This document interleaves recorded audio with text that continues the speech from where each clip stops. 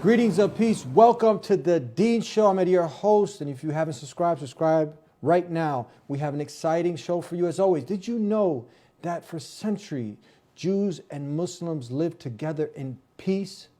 Now, I know many of you have been taught otherwise, or some people have actually been brainwashed to believe otherwise, but we have a chief rabbi of 30 years here in the Dean Show to give us the facts, not fiction, of the beautiful relationship that Jews and Muslims had and to this day are working together for good against a force that has hijacked Judaism and is hiding behind it and is tyrannically oppressing a certain group of people out there. We're going to be talking about this. Again, facts, not fiction, here on the Dean Show. Don't go anywhere. Very exciting show with my next guest.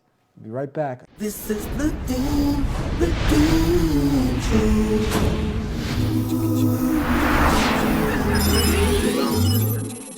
This is the Dean Show. This is the Dean Show. This is the Dean Show. This is the Dean Show. This is the Dean Show. This is the Dean Show. This is the Dean Show. How are you doing, Rabbi Weiss? How are you? How are you? Thank God. Alhamdulillah. Bless the Almighty. Alhamdulillah. Thank God. That's Yes. right. Greetings of peace. Thank you for being with us here on the Dean Show. And you heard me open the show. Time is short, but the Dean Show is out there clearing misconceptions, helping to enlighten the minds. And one of the myths that many people have nowadays is that Muslims, Muslims and Jews, there was never any kind of collaboration, any goodness, that Jews, were persecuted by Muslims. They didn't live together in peace, you know what I mean? And that's why this state had to come into existence to protect the Jewish people. What do you have to say about this? There's such a crucial issue. I pray to the Almighty first that He should bestow upon me His truth, His wisdom, that I may be worthy of conveying His message, and so sanctify His name and bring peace to the world. Amen. And in such a short time to be able to express all the issues here, to explain all the issues here will be very hard, but we'll try with God's help just to at least shine a light on what we're having here. Yeah. It is true, it is a fact that Jews lived and flourished in the Muslim and Arab lands, and anybody who would like to could see for themselves go to Tunisia, Morocco, Iran, Egypt, and Yemen, and all the lands there. And prior to any human rights groups to protect, you can find the synagogues that were there till recent times, and some of them still exist in Iran. They are there. People are practicing the religion there, the Jewish religion. But till recently, till Zionism came about, Jews flourished as distinctly religious Jewish communities, and they weren't massacred. On the contrary, they went to these Arab and Muslim lands to escape persecution from the Crusades, from the Inquisition, and from many other trials and tribulations, and even World War II.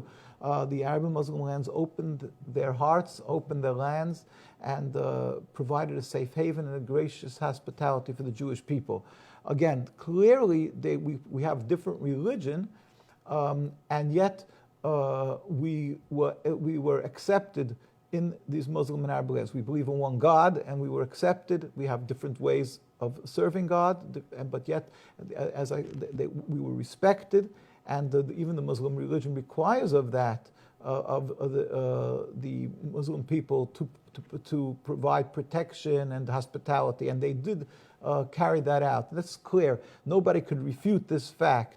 Although, unfortunately, Zionism and the Zionists try constantly to vilify the Muslim people and try to recreate a scenario of as if we have some deep embedded religious conflict and hate between Jews and Muslims. And that is so deplorable, despicable, and really there's no words, it's a Nakba. And let me try to explain. Really, people have to understand, I threw in the word Zionism, and this, what we're talking about here. Yeah, So, what is it? Most people are ignorant now when you hear Zionism. What's the difference between Judaism and Zionism? Yeah. With God's help, the Judaism is a religion. It is the covenant that Jewish people made some 3,000 years ago on Mount Sinai to be subservient to God and to follow the laws of the Torah, 613 commandments in the Torah. In the Torah is full of laws that are replete. Some a large segment of them have to do with keeping Sabbath, kosher, things that pertain from us as human beings to the Almighty. And then there is a large segment of the Torah that pertains to that one should not steal and one not kill and to be compassionate and so forth. There's many, many commandments. It's all part and parcel of the Torah. In fact, we can encompass it as one of the commands, one of the statements is that in Hebrew it says, Mahu racham afata teiracham. Just as God is compassionate, you should be compassionate. So basically that is what Judaism is. Zionism is a mere 100-odd years. It was a movement of Jews who were estranged from the Torah, who detested the Torah and tried to transform this Judaism into ersatz Judaism, a new Judaism, which is pure nationalism, material concept of having an army, Olympic team, and to be a nation proud amongst other nations, totally removing in its essence the concept of godliness, removing God from the equation, and they will allow religion, they say, or how far they do or don't, but they have hijacked the name Israel, they've hijacked the whole Judaism to legitimize and to put a facade of that it's kosher, that it's godly, what they're doing, when in truth it contradicts Judaism and it's totally forbidden, and I'll explain why with God's help. Can you, before we go to break, so can you be Jewish and an atheist? Of course not. It's ridiculous. Judaism is belief in God. That's what it's all about, a covenant with God. It's not a nationalism. It's not some type of a country that you can be a Democrat, you can be a Marxist or something. Well, Zionism is exactly that. They were Marxists and they claim to be Democrats, and they proudly claim that you don't have to be a practicing Jew and to be a good Jew as long as you're supporting the state. So that in and of itself shows the heresy and the blasphemy in what this is. But there's much more to what we're talking about, the issue of Zionism, and I would really have to elaborate a little bit on what this is, on what Zionism, how in every facet it rebels against God, and it is rooted in heresy and non-belief in God, and in doing evil, basically. Before we go to break, just one more thing. It really touched a lot of the hearts when people have heard you say that Jews and Muslims at one point, when they were living before this whole nationalistic, atheistic movement, Zionism, is it safe to say that's what it is, an atheistic, nationalistic movement? Most certainly. Yeah. So now, before that, they were actually babysitting each other's kids. So if you're leaving a kid with someone, your own, flesh and blood, your joy of your heart, this is not your enemy. The most precious possession that a person has. It's what God gave a person. And Jews and Muslims will leave their kids to babysit. They live in the same courtyards. We have many Jews who are alive today, to thank God, and they lived in the old courtyards in old Jerusalem. To testify to this. And they could testify this and to this, both from the Arab and Muslim people and the Jewish communities. Yeah. I have many colleagues of that. We're going to take a break. Yeah. Yes. And we're going to talk about a lot more here in the Dean Show with Rabbi Weiss. Don't go anywhere. Misconception: Muslims are terrorists. This is by far the biggest misconception of Islam, given unfairly by stereotyping and the public image that the media gives. Has anyone else noticed how when a specific group of people attack another group of people, it is labeled as a hate crime, but when a Muslim opens fire on anybody, it is quickly regarded as terrorism? Many political dictators and officials or extremist groups use the name of Islam as a strategy to garner followers and attention when many of their practices go against the true basis of Islam. The media has also portrayed Islam as a cult or a club where if you join you become a terrorist, and that is now part of your agenda. However, all over the world people practice Islam in the true form and use it as a way of life. There are many verses in the Quran that go against the idea of terrorism. Some of these verses include: fight the way of Allah, those that fight you, but do not transgress limits, for God does not love transgressors. This basically means do not fight except in self-defense, and even in doing so, do not go beyond defense. Another verse states, if they seek peace, then you seek peace. Which means, do not attack people for no reason or kill innocent people. There is nowhere in Islam, whether it be in the Quran or the teachings of Muhammad, that promotes the killing of innocent people. Please subscribe to The Dean Show. Follow us on our official Facebook and Twitter pages in the links below. Please also help support The Dean Show by making a donation in the link below. Back here on the Dean Show with Rabbi Weiss, Rabbi of 30 years, we're talking about clearing up, some of the misconceptions, the myths, and many people, again, we were talking about Zionism, what this actually is. We're clearing up what Judaism is and the difference between the two. Please continue from there. With the help of the Almighty, as I was saying earlier, Judaism is subservience to God and to strictly adhere to the laws of the Torah that God made a covenant with us on Mount Sinai. We must uphold the Torah. That is what Judaism is. Nothing less and nothing more. That's what it is, Judaism. And Zionism is this relatively new movement because it's 100-odd years, while Judaism is 3,000 years. And what it is, a total transformation into nationalism. And first of all, it's rooted in heresy, in blasphemy. What it states is that we have to take a gun to protect us. Where was God by the Second World War? Although Zionism started before the Second, but they say we have to protect ourselves, and they constantly harp on this issue, in that our only salvation is with the gun, and totally ignoring the fact that with our salvation as a Jew, what a Jew means is to look to God for protection, to understand that God rules the world. But there's much more than that.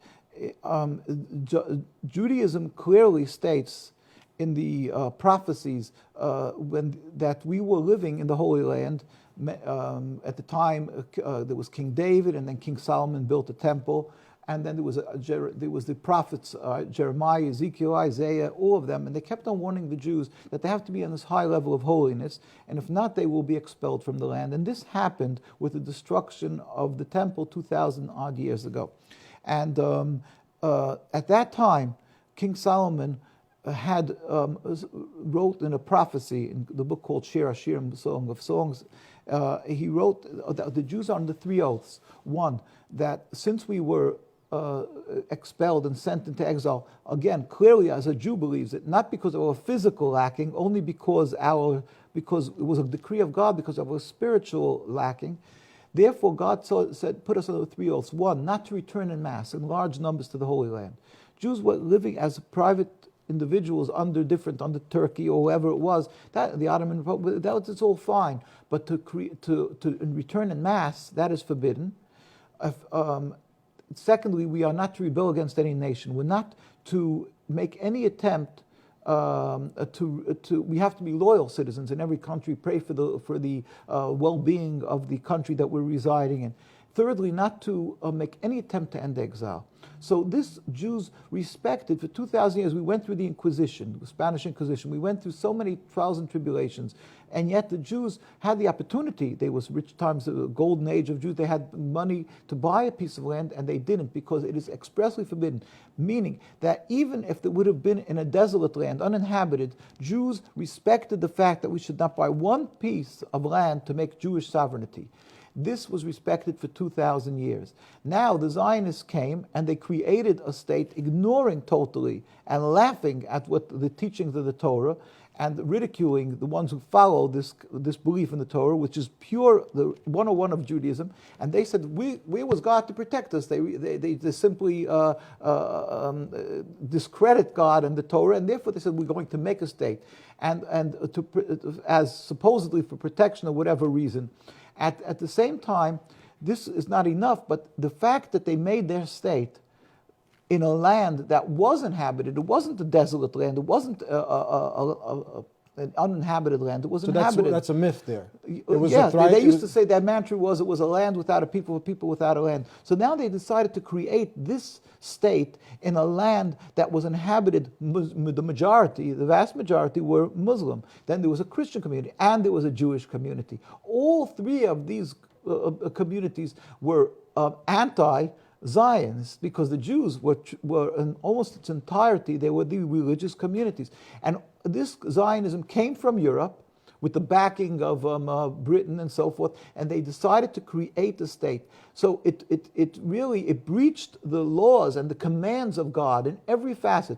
Again, we are forbidden to have a state, and on top of that, it's clear the Torah is replete, as I've said, with do not kill, do not steal, and to show the commands that we have to show gratitude for people that have done good to us. And the Muslim countries were the ones, and the Arab countries were the ones who provided a home for Jews. And now to go and vilify these people and claim that they hate Jews and they're anti-Semites and so forth, this is so repugnant by us. It is such a tragedy and humiliation for us, because not only are they creating this state, but they're doing it by vilifying the people that were good to us. So and they're using my name. They've hijacked the name Israel and all our symbols, the menorah, the Star of David, and they put on a facade of religion. They claim it's a Jewish state. They claim it's the state of Israel, and they have these rabbis, so-called rabbis, who they were able to get. There's always a bad apple in a barrel. They were able to get a few. We have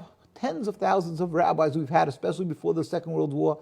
And they were able to glean a few for a few dollars or whatever they did, and they were able to get a few, and they used these and made them big, and these people, as a lawyer, would be able to twist the case, a gifted lawyer. So these rabbis, although they know the Torah, some of them don't, but what they do is they simply twisted the Torah. And in the Talmud, in the Torah, it warned us that just as like a Jew is not allowed to eat a worm, it's just like we're not allowed to eat pig. So there's a saying in the Talmud, there's 150 ways to prove that you can eat a worm. Although it's clear in the Torah we're not allowed to. It's a verse in the Torah. In other words, they're trying to say that you can twist anything if you want to twist something. So they've taken these supposed rabbis, they made a rabbinate, a chief rabbi, and it's all a farce and it's a facade, and it's just representing this hypocrisy called the State of Israel, which is totally non-religious. They detest religion. They call it a democracy, not a religion.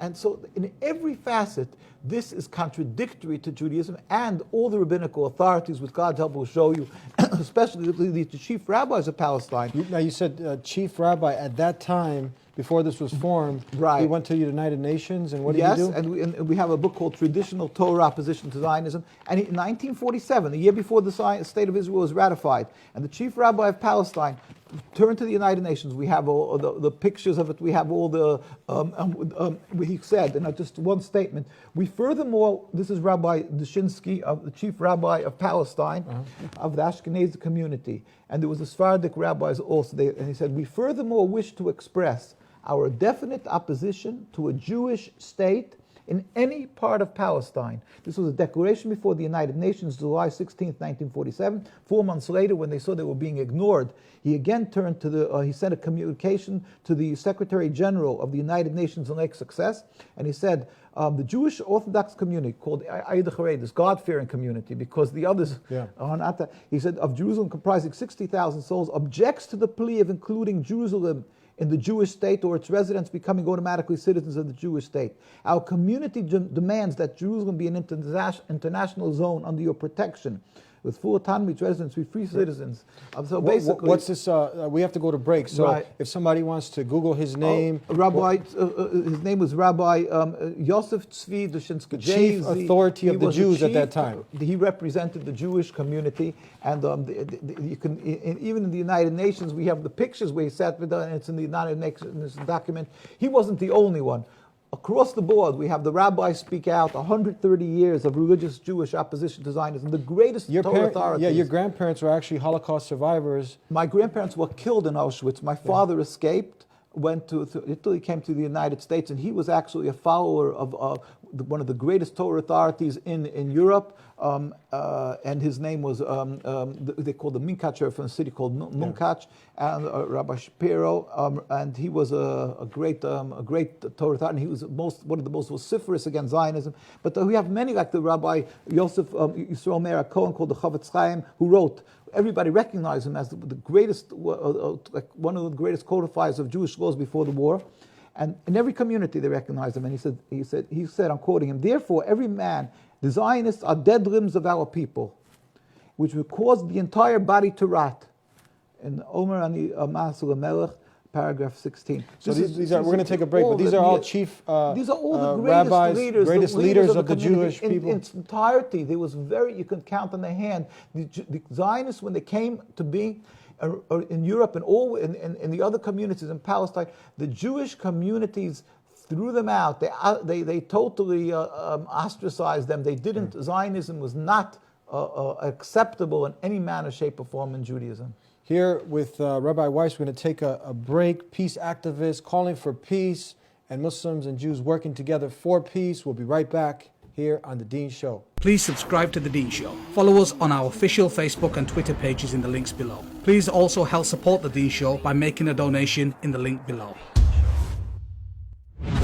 Back here on The Dean Show with Rabbi Weiss. Now, usually when people come out and they say anything, they'll get a backlash and people say, look, you're anti-Semitic, right? Or if even a rabbi such as yourself, and we see right now, we're seeing pictures with, I think there was like 50,000 Jews, many rabbis, you can see the pictures right now coming out, and this is in New York, and they're staunchly against this movement that has been responsible for terrorism and terrifying people, innocent people, children, and whatnot.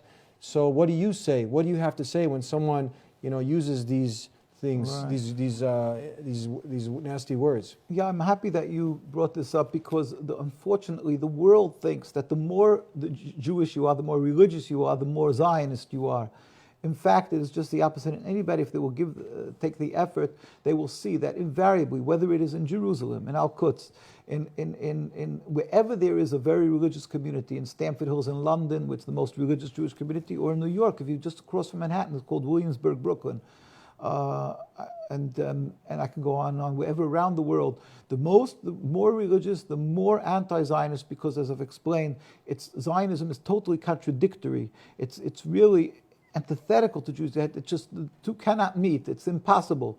Judaism is subservience to God. Zionism is rebelling against God in every facet. Now, the Zionists, being that they don't have the godly fear of God and this morals given by God of how one should live his life. Therefore, they have no compunctions with using the Judaism as a facade and a stick to intimidate others. That they wave the Bible and they use this emotional music. Oh, we were 2,000 years in exile and now we finally got back the land. We're a continuation of King David. And to us, we could vomit from this, listening to this, because it's so despicable. Because everybody, if you would just follow their lives, the whole state of Israel is breaches all the 10 commandments and everything of the Torah. They don't they desecrate the Sabbath. They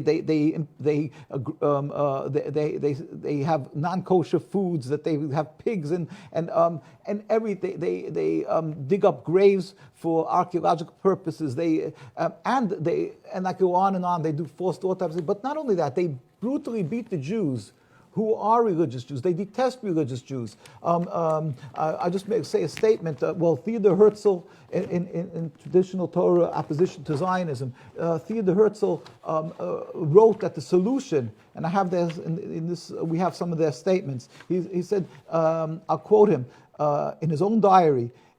The way to solve the problem of anti-Semitism is to speak to the head priest of Vienna, to get an appointment with the Pope to make a mass conversion of all the Jews of Austria to Catholicism. That was his solution. It should be done on a Sunday in the middle of the day with music and pride publicly. We are the last generation that held on to the faith of our forefathers. Jews gave their lives for their religion throughout the history. And he says, we'll just drop it with music and pride. And he himself carried out he had one son, and he announced publicly that he's not circumcising his son, the thing that Jews gave their lives for. There was one, Zev Jabotinsky, also one of the fathers of the Irgun, Lechi. There was a prime minister called Begin. He was his mentor. Everybody knows him who follows Zionism. And he wrote in an article in 1919 in Palestine. What book is this now This again? is, again, a traditional Torah opposition to Zionism. It's historic documents on nkusa.org. You can find nkusa. That's your website. Our website. You can find. And he wrote openly in a newspaper called the Chadash's Haaretz, that means the news of the land, he wrote, 1919, in the national home we will announce that those Jews who have on themselves the rust of exile and they refuse to shave off their beards and earlocks, payas it's called, will be second-class citizens and will not have the right to vote. Now, imagine that. If an Arab person would say this, a Muslim country would say that, the Zionists would be all over them and say, how dare you do it? And they're the protectors of the Jewish people around the world. This is their hypocrisy, what they are. But not only that, the Jewish people, we're never militant. We're not armed. We don't carry arms. And yet when we have simply to voice our opposition to the Zionist occupation of Palestine and what they're doing, we have demonstrations. Now, who are these people? These are rabbis, Jews. Some of them are rabbis. Some of them are laymen. Just now, Jews. These are Zionists. These are these police. Muslims beating them? These are the Zionists. They're police. They're soldiers. So Zionists are beating them. They're brutally beating them. We have reams and reams of pictures that can go to our site, NKUSA, and there's links. You can see, we have, as you've mentioned, we have demonstrations that never get covered because of their intimidation around the world, that you're anti-Semitic if you oppose them. So newspapers fear the fear of to dare speak up against Zionism or to show any sympathy for the Palestinian cause. Here we have tens of thousands of Jews when Netanyahu came to visit President Obama.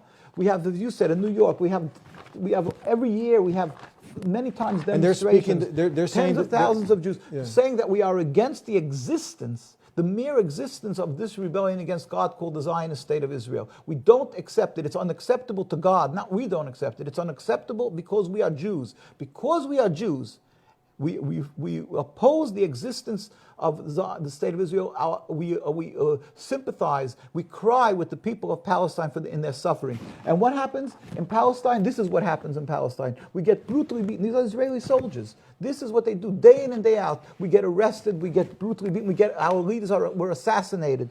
And this is the chief rabbi of Palestine today, but nothing to do, again, with the Zionist rabbinate or their chief rabbi, which is a facade. It's just window dressing, that they should be able to carry out whatever they need to do, rip up olive orchards. So they have assigned by their rabbis. Their rabbis may be knowledgeable, but that doesn't mean it's neither here nor there. It's nothing, because they are not upholding the Torah. They are not only not rabbis, but they are not practitioners of Judaism. They've excluded themselves from Judaism, and we have so many. Again, people could see pictures of the tens and tens of thousands of people demonstrating. These pictures are not big enough, but the pictures will go to the site. Whether it is in Washington, whether it is in New York, whether it is in Palestine, mostly, or in London, around the world we demonstrate. We also go, as Jews who are true to Judaism, we went to Gaza. We go to Muslim countries now because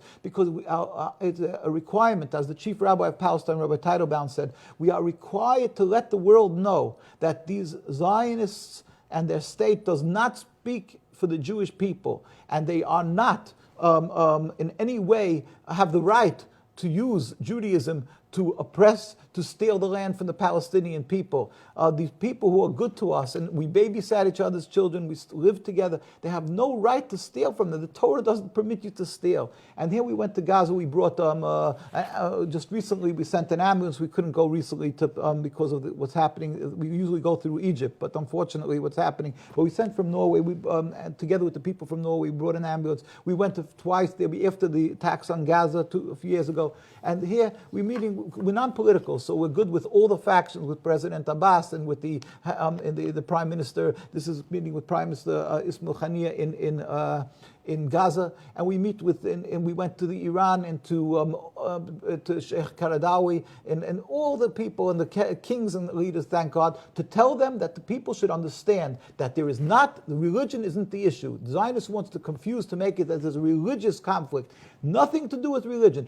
On the contrary, the Muslims and the Arab people were for us our friends and our patrons, the ones who protect us and provide a safe haven, and they should not be full victim of this evil movement of Zionism. With God's help, if you will remove this impediment to peace, Zionism, a relatively new ideology, so 100 mere years, then the Jews and Muslims and Christians were living for hundreds and hundreds of years, and it was never a problem. We could just remove that little drop of sand that was thrown in the person in the eye. You can't.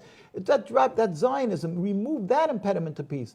And don't be confused that you have to remove this religion, these people, followers of practice of religion. The world, unfortunately, confuses these issues. And that is where the problem is. And that's why there's no light at the end of the tunnel, because they feel that they have to force this Zionism that it should continue. Remove it, and you won't have to put in billions of dollars for building walls and everything, because we can live together, as history so beautifully attests to the fact that we live together. I'd like to thank you. We're out of time. We have to go. Moving forward, how can people, if they want to get, sincere people out there who want to know the truth, but there's a lot of confusion over this, how can they get more informed? Well, with God's help, they can go to our site, www.nkusa.org, and as in November, nkusa.org, and there's a lot of sites, links, they can go to that. We urge people, don't call it a Jewish state, call it a Zionist state. You shouldn't fall into the trap of being referred to as Zionist. And we urge people both to pray to the Almighty, who ultimately is the one who brings the results, and do not be silent, do not be intimidated. Stand up for the people of Gaza and Palestine, to urge the leaders, just as South Africa was stopped from the apartheid. We can, with God's help, we will be able to, by having and putting pressure on our politicians, that they should understand they have to stop this injustice. And we plead with people, invite us and let us know of conferences around the world, and bring us there. We do not charge honorariums. It's our godly obligation to educate the world to understand that there is a way out of this terrible, terrible Nakba, this tragedy, simply by removing this impediment to peace. God help speedily, peacefully, and sooner nowadays. And then we can live together in peace and harmony. In peace. Thank you so much. Thank you so much for being with us here on the Dean Show, Rabbi. Thank you. And that was Rabbi Weiss. As you can see, Jews and Muslims lived. It's a fallacy that they didn't live together in peace, that they actually babysat each other's kids. And the rabbi had mentioned apartheid. Now, I'm going to end with this quote from Nelson Mandela, where he stated that apartheid is a crime against humanity. Israel has deprived millions of Palestinians of their liberty and property. It has perpetuated a system of gross radical discrimination and equality. It has systematically incarcerated and tortured thousands of Palestinians contrary to the rules of international law. It has, in particular, waged a war against a civilian population, in particular, children, in particular, innocent children. Get informed, get enlightened, and don't be someone who's just blindly hating. And connect with God, connect with your Creator, and ask Him for the guidance. He'll make it clear. We'll see you next time on The Dean Show. Subscribe if you haven't already. Follow us on the social media tools, and we'll see you next time. Until then, peace be unto you.